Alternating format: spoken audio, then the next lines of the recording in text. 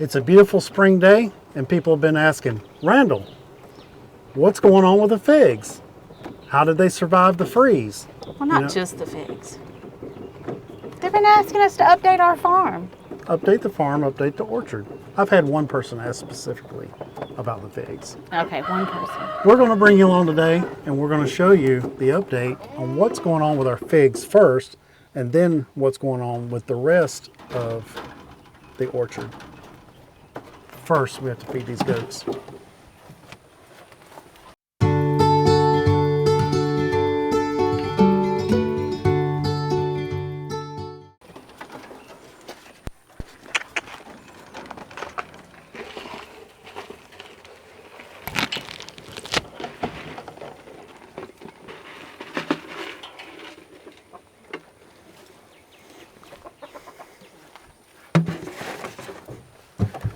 Now that'll keep them busy while we're trying to film this video.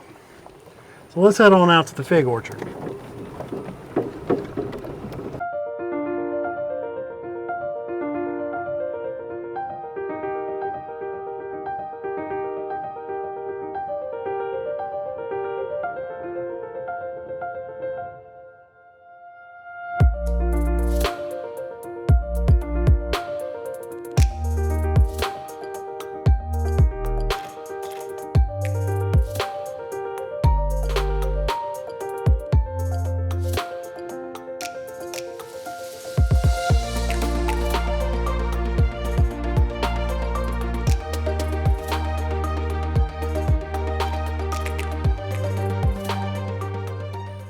Okay, so if you watched our previous video when we were unwrapping the figs from the freeze, first one that we unwrapped was Galatia Negra, and it was way on up here, and everywhere that we had it wrapped, it died.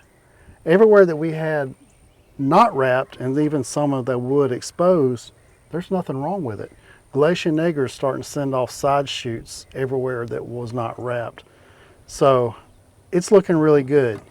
Now, here's one that I really am interested in trying, and we had wrapped it up the same way. I had to cut the top off where it was wrapped, but everywhere else is doing good. This is YOLO Bypass, and it's starting to put on some nice growth.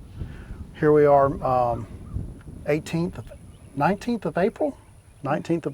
We should have had more growth than this, but that freeze really knocked us back kind of hard. It probably knocked us back 3 weeks of growth. So most all of our figs are really looking good, and we had some that I was kind of concerned about, but it seems like every one of them that I was concerned about has got some kind of growth going on somewhere. Now, Nuestra del Carmen, this one right here, this thing will not stop growing. It got hit with a little bit of the winter damage, but it is just shot right back, and it's doing great for such a small little plant. It's putting on growth fast. You see all the bees buzzing in and out, see them coming and going. We just got this hive of bees a couple weeks ago, and man, these are some good bees. I can cut right up to it with a lawnmower, and I didn't once get stung. They didn't seem to be bothered by it. I'm really happy with this hive of bees. Now, we had one fig tree that didn't make it, and I was really concerned that this fig tree was going to struggle all through just trying to get it established, but BB10 was a very young cutting that I had put out, and whenever that frost knocked it back, it tried to put on a little growth, but it just gave up the ghost. I'm not sure that I'm going to replace BB10. I'm probably just going to pull it out, and I've got some other cuttings up there that are going to need a home, so I may just go ahead and put it there. And I got a nice Kathleen's Black that's coming along, and I may put Kathleen's Black. So all in all, our figs are looking really good. We're getting some nice growth. Look at there, we got a fig coming on right there. 2 little figlets. That's Nebo. Nebo did really good last year, even in a pot while I was starting to get the cutting going. It just loaded up with figs almost every node. It was a nice caramel type of fig, but for a caramel flavor fig, that's a good performer. even though caramels really aren't my favorite. It kind of reminds me of a brown turkey. Del San Juan Grand. Kind of had it covered up at the top too, but the top didn't make it. We're going to cut that off, but it's putting on some nice side shoots there this year. Colonel Littman's Black Cross. Man, that thing really wasn't bothered by the freeze, and it does great. I'm really happy with how Colonel Littman's Cross performs here for us.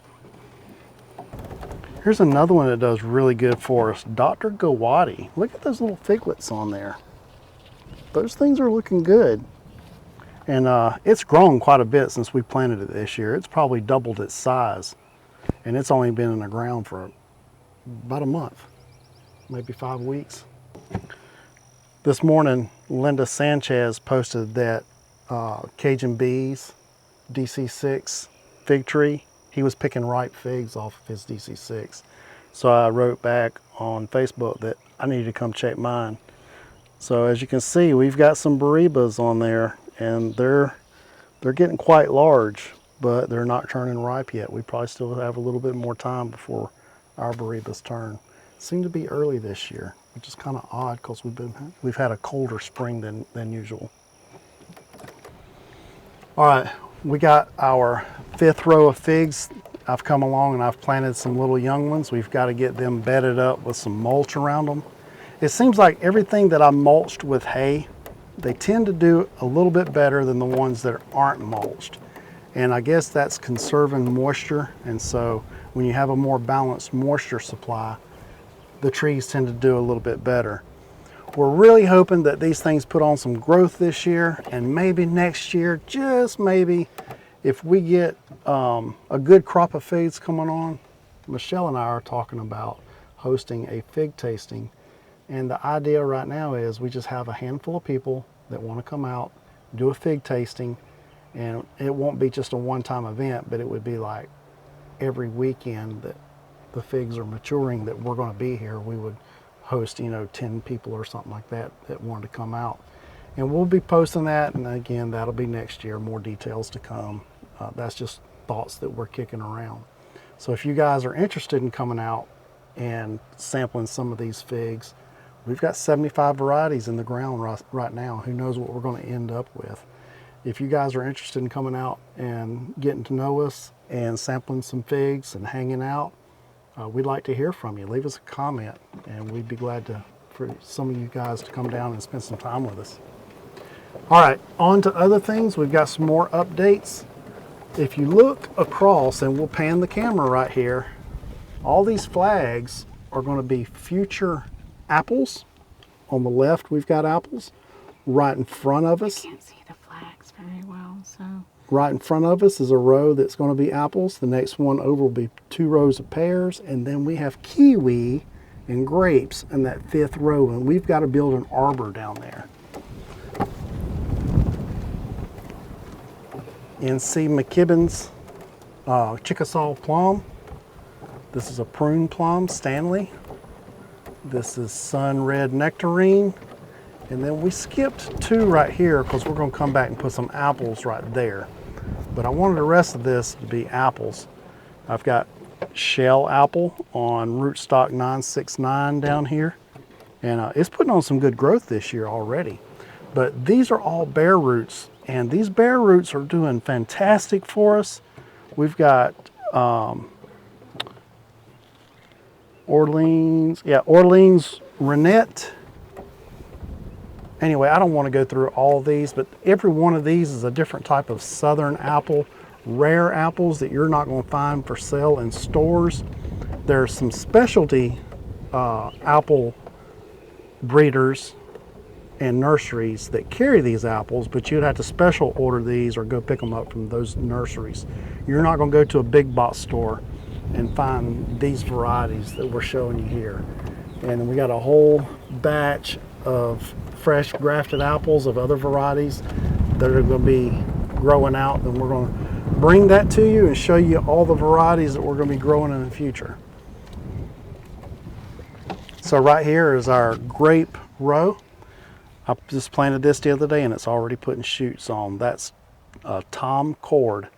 That is a Thompson seedless grape crossed with a Concord. It ends up being a seedless Concord variety. All right, so what we're showing you now is this is future upgrades. This is all going to be grapevines and kiwis. We're getting down to the part right here. There's some brand new kiwi plants we just planted right there. We have several different varieties. That one back there, there's a Ken's Red, and this one is Anna. So we've got Anna kiwi right there, and I've got flags so that we'll make sure we don't run those over with a lawnmower. And that's Isa.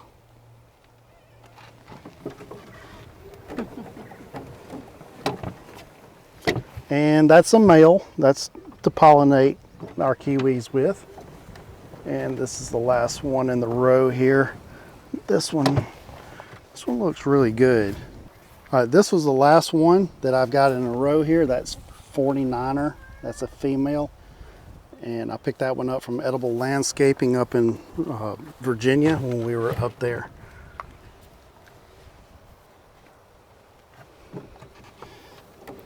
All right, guys, now we're going to go on up to the front orchard. And No, let's check out the garden.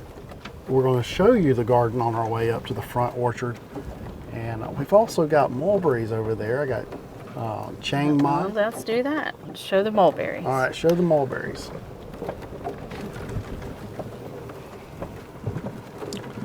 We're already down here.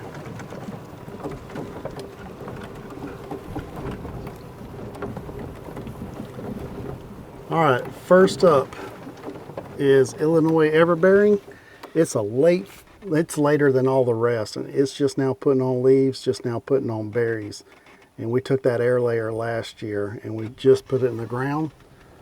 And that's probably one of my favorite mulberries, actually, just because it performs late. And that is a Rachel Goodman mulberry. That one is Chiang Mai. Hold on.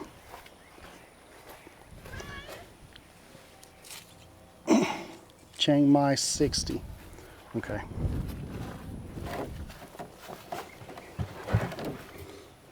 All right, so that one is a Chiang Mai 60, which is an outstanding mulberry.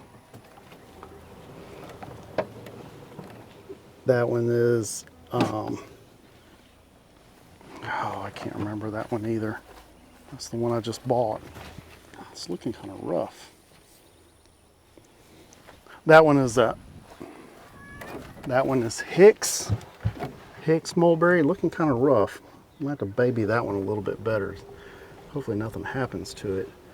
And then last in the row is World's Best. So that's the mulberries that we've added.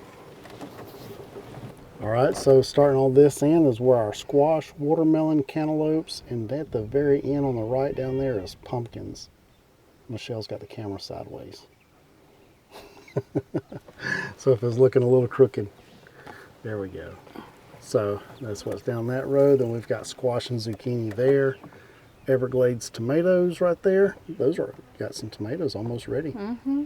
And then there's a few peppers and eggplants down through there, and on the end is winter squash, butternut squash types. We just planted a little row of sweet potatoes, and you can barely see those in there. We put those in the ground just a couple of days ago. Skip a couple of rows, and then we've got some crimson okra that's just popping the ground. I don't know if you can barely see that. We got two types of snap beans. They're blooming, so we should be having snap beans here soon. And everything that on the beans are planted in double rows. Try to maximize our space. And then 2 rows of butter beans. And then here are our heirloom tomatoes that we've got down through there. We've got Kellogg's. We've got Robeson tomato, Paul Robeson. And I can't think of the other varieties that we've got, but they're beefsteak heirloom types. And then right up front here, we've got potatoes. And our potatoes are starting to put on some blooms. So when you see blooms on your potatoes, that means your potato plants are actually making potatoes at that time. So they're not the best looking potatoes. They're nice and green. They're looking good. I'm happy with them. We'll see what we get. We actually planted some russet types this year, and russets tend not to do good. So we're going to kind of experiment with them and see how the russets do for us here. There's AJ, our goat. He's our Billy. There's Clementine. She should be having kids any time now. AJ wants to ham up the camera. And Clementine just wants to eat. This is our brown turkey fig. This was here whenever we bought the place. And I'm going back through there looking the other day, but it looks like the freeze really set that thing back. Well, I don't even know if we're going to get any figs off of it this year. I've not seen any figs growing on it. So we may lost that entire harvest of brown turkey figs. So over here on my left, this is my ever popular pot garden. This is where I start everything, filtered sunlight, dappled sunlight. So I kind of give it a shaded chance over here. Got some yellow squash that are in a wicking tub bucket. Those are doing good. It seems like they're starting to suffer right now as it warms up. Michelle's garden has been a struggle this year since she had hip replacement surgery. We've got some stuff growing in there. Sunflowers are looking good, tomatoes are looking great, and the peppers are looking great. So everything that we planted looks good, but those raised beds in the middle, they're very strong on the weeds right now. So we want to get there and weed that. And I can't get out there with my partial hip replacement, so it's just going to look like this year. But again, we've got tomatoes and peppers, and I think we have an artichoke and cauliflower out here, and some onions that are doing great. Check out that one onion. We've got some onions that are really nice size in there. And it won't be long, the onions will be ready. Matter of fact, I think we could go ahead and pull a couple of them because I think they're fully mature now. Okay. All right, so this is our other figs. Peas. Peas kind of blew over in the wind the other day, but there's some peas on there. They just need to be picked. Okay, well, we gotta get out here and pick them. So down through here is our other row of figs, and they got killed all the way to the ground with that hard freeze that we had this winter back in December. But they're really putting on the growth. I gave them a little bit of fertilizer, hit them with some fish emulsion and some triple 13, and they're putting on some good growth. With all the craziness going on in the world, we decided that a fence was going to be in our future. And so we have begun to put posts in the ground. We've got gates on order, and we're going to fence up the property. 1, to keep the dogs in, 2, to keep the people out.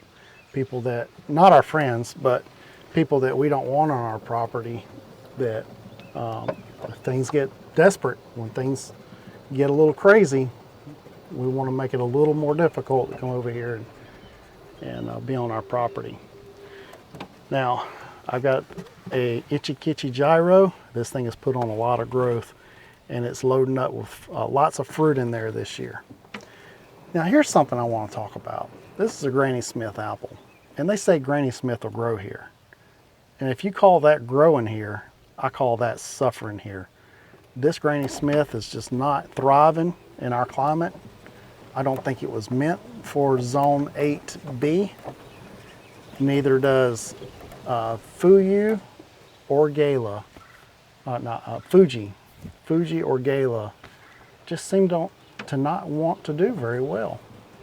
And every time I do an orchard update, I talk about how bad these trees are doing and then how good my shell tree over there is. I just finished a few minutes ago propagating 18 cuttings of shell onto M27 rootstock. I'm going to be selling some shell apples. So if you are in our area, I'm going to have some shell apples ready in a couple of months. And if they don't sell out locally, I may have some that I can sell on the internet and then I would be willing to ship to you. Our shell apples, they got plenty of apples in there. It grows great. I got apples on the ground out there. Can you drive over there so we Yep, get some footage? let's get a close up. So we got some green apples right here. Bam, right, and there's a green apples, and then all up through there is green apples, and I don't know if you can see them on camera. But believe it or not, southern apples you don't think would make nice size apples, but this is the size of the fruit that are falling off, and these are still a couple months away from being mature. Let me see if I can find a nice one. There's a decent sized little apple growing on that one. Okay, hold it for a second. You're gonna have to hold it for a second. Right there. Okay. And last year, I ended up having big, nice, round apples off of this tree. Does wonderful. I really love this tree and how it performs, and that's why I'm so thrilled to propagate it and get it back out to people. That, and it was developed here in Escambia County, Alabama, in the little town that it's named for, Appleton, which is up in belongs to Bruton, Alabama. Look at that apple right there.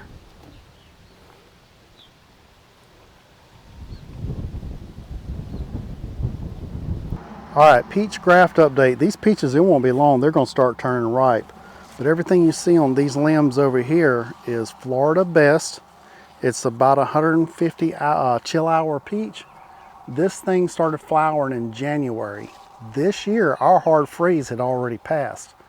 We had a light freeze of 27 degrees, which got to a couple of our peaches, but all in all, this is what we have left, and I'm happy with what we have here after the freeze. Last year I did a graft down here and I put on Georgia Belle, and you can see how much Georgia Belle has grown just in the 1 year. And it put on 10 to 12 feet of growth just on that one graft. And I've got a couple of peaches that are on it, so this peach will actually come off later than Georgia Best. And it's designed that way. We want to have a succession crop. But I'm thinking that I'm going to leave at least this one or two limbs of Florida Best on there, just so that by chance, once every couple of years, we can get a crop of early peaches. But our main crop is going to be LA Feliciana, and they're just now putting on peaches. And I've got a Sam Houston peach that are just now putting on peaches. And those will ripen up around June and July time frame, whereas these will be ripening up in about 2 or 3 more weeks. All right, guys, I got a huge update. My Warren pear that has been in ground for at least 6 years had 3 flowers on it this year. And with that, gives me hope that maybe next year it'll finally set some fruit.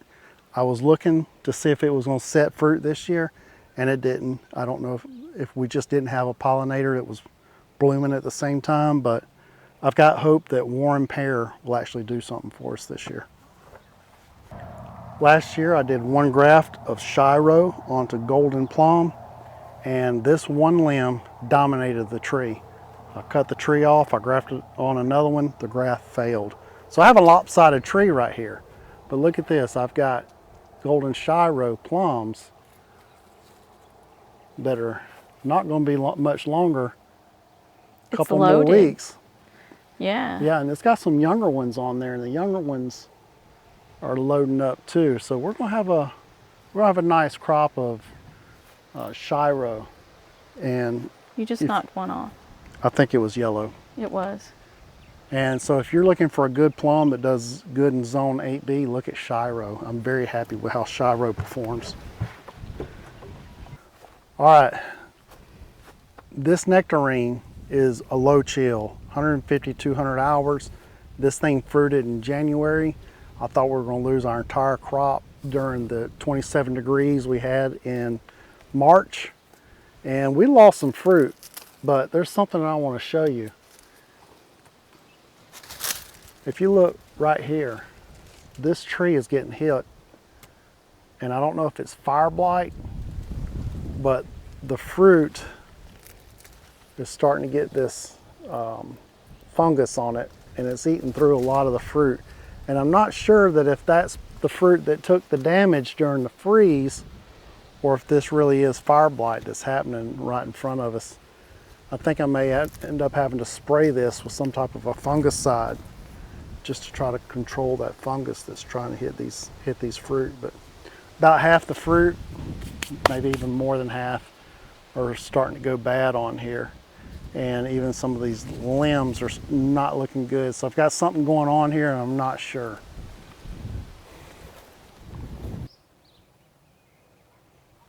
All right guys, that's going to do it for this update. We hope you enjoyed the video.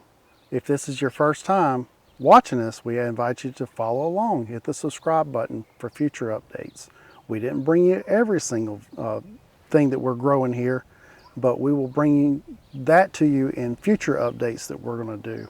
We've got some big news coming, so stay tuned, and we hope to share this enjoyment with you. Remember, keep growing, keep building, and always keep adventuring together. We're Farmington Famous. We'll see you next time.